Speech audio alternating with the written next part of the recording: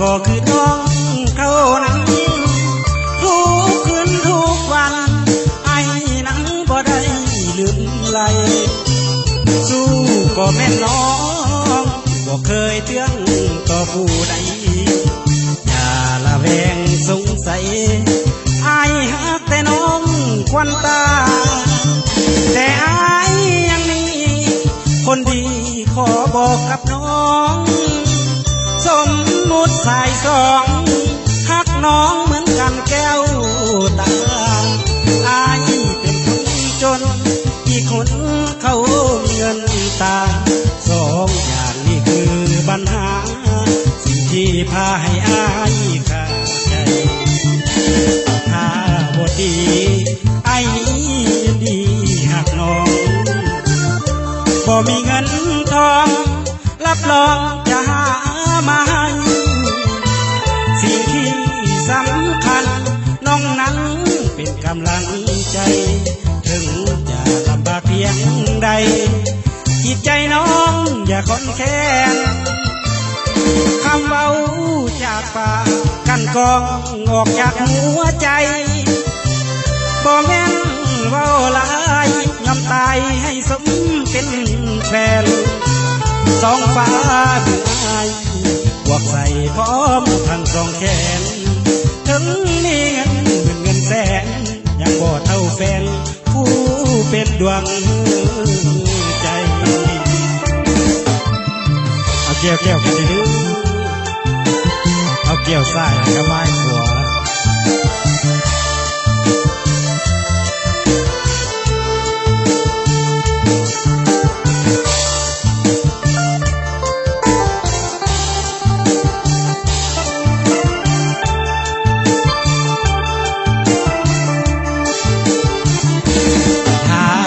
ดีไอ้ดีหักน้องพอมีเงินทองรับรองจะหามาให้สิ่งที่สำคัญน้องนั้นเป็นกำลังใจถึงจะลำบากเพียงใดจิตใจน้องอย่าคอนแค้นคำเราจากปากกันกองออกจากหัวใจบ่แม่นเว้าหลายยอมตายให้สมเป็นแฟนสองฟ้าเหนือบวกใส่พร้อมทั้งสองแขนถึงมีเงินเงินแสนยังบ่เท่าแฟนผู้เป็นดวงใจ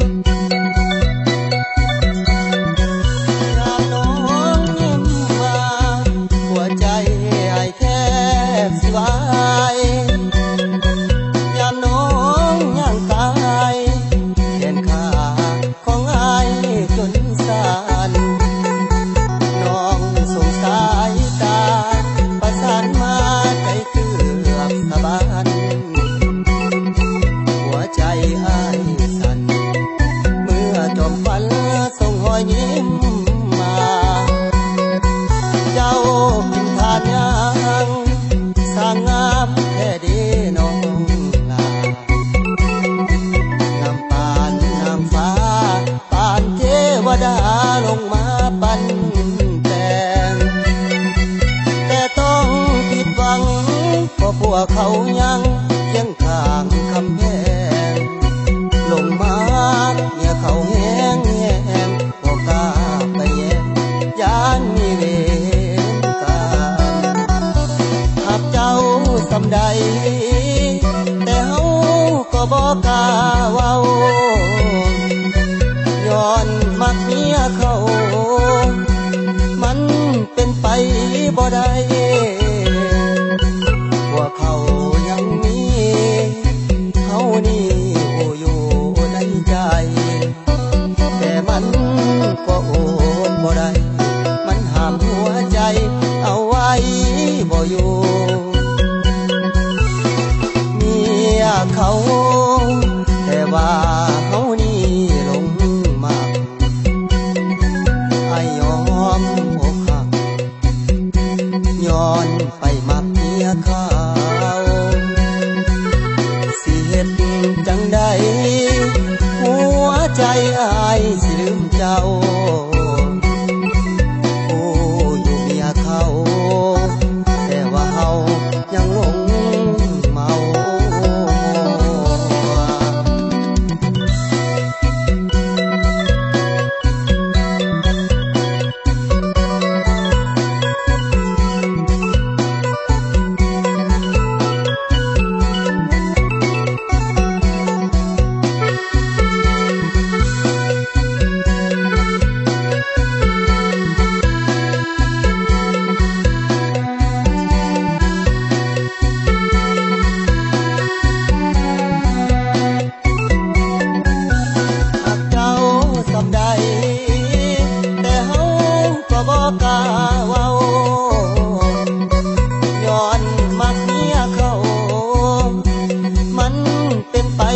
บ่ได้ว่าเขายังมีเขานี่อยู่ในใจแต่มันก็อดบ่ได้มันห้ามหัวใจเอาไว้บ่อยู่เมียเขาแต่ว่าเขานี่หลงมาก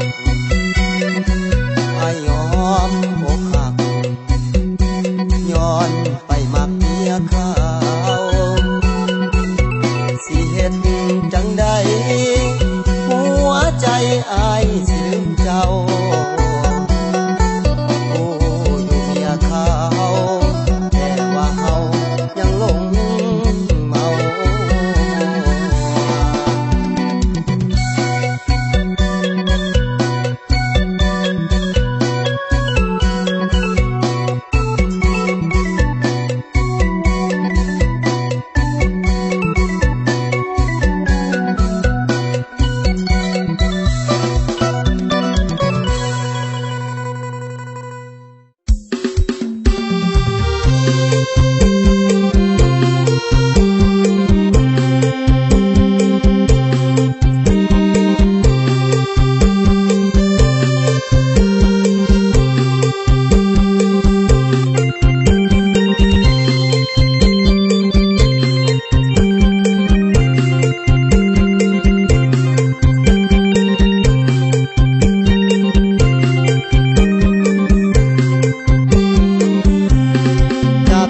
กระเป๋า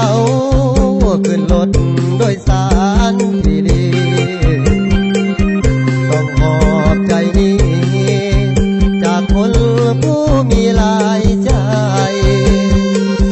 ก็อายมันจนก็ต้องถอยไปให้ไกลพ่อแม่น้องก็อยากได้ลูกเคยสาวนาจนก็บ่เป็นหยังอ้ายนี่ขอหลีกทางให้เพื่อให้เธอใจพ่อแม่ของน้องหน้ามนต์อ้ายรู้ตัวดีว่าอ้ายนี่เป็นคนจนพ่อแม่น้องเลยบ่สนบ่อยากได้คนจนคืออ้ายต้องจากลาก่อนเด้อ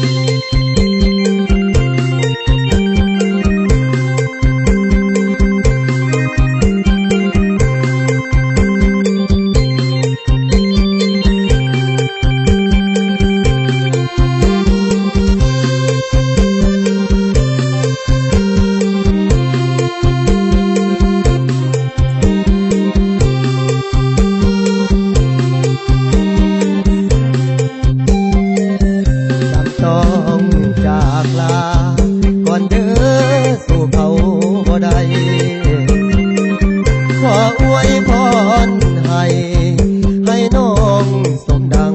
ใจหมายอวยพรให้เจ้าพบคนผู้มีเงินหลายผู้เขานั้นมีรถใหญ่คือสิถือใจของเจ้าแต่เดีลาก่อนเด้อขอลาก่อนเด้อน้องลาโบกมืออำลาจากคนหัวใจโลเลบอกขอขวางทางของน้องยานมันเพ่เพลาแล้วคนใจโลเลสิขอเดินเทไปใต้ลาบนา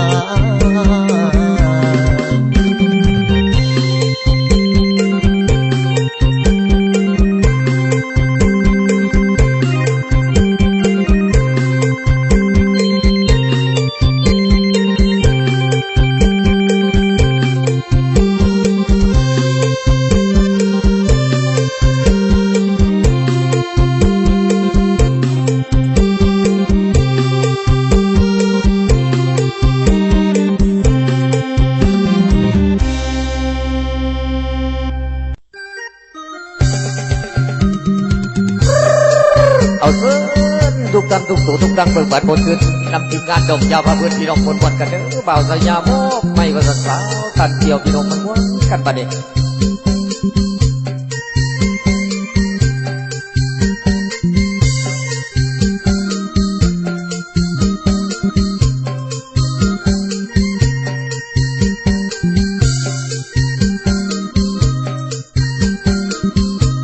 จะนั่งหรือนอนได้แต่อาว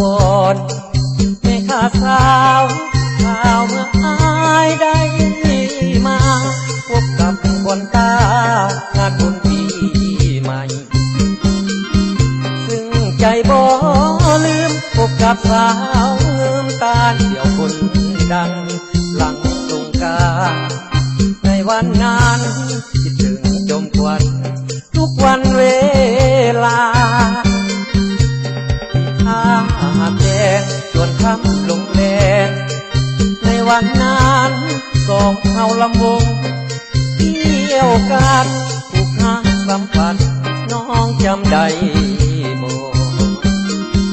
น้องเคยบอกอายท้ายเดือน11ที่ข้าวมาขอให้เตรียมจิตเฝ้ารอ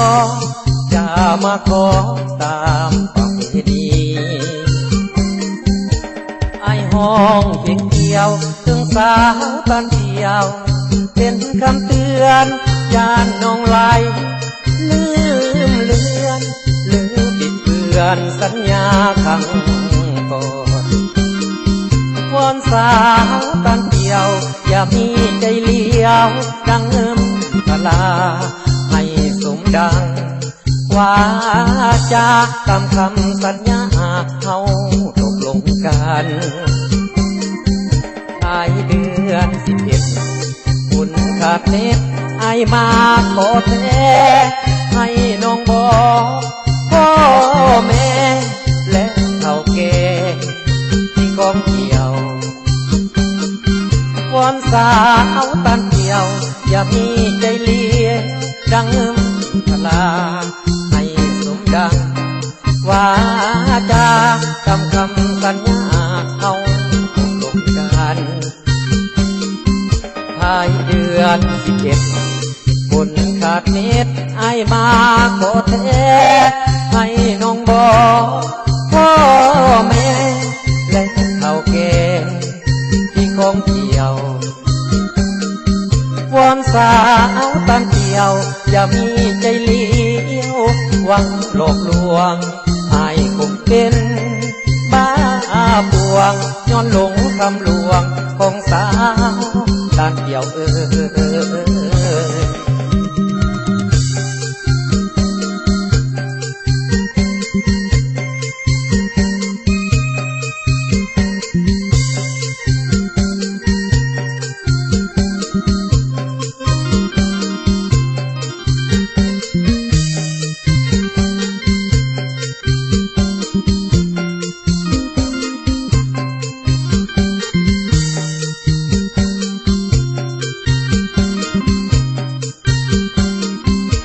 ายเดือน11บนขาดเม็ดไอมาขอแท้ให้น้องบอกพ่อแม่และเฒ่าแก่ที่ของเที่ยววันสาวกันเที่ยวอย่ามีใจเลี้ยวหวังหลอกลวงให้คงเป็นบ้าปวงย้อนหลงคำลวงของสาวตานเที่ยว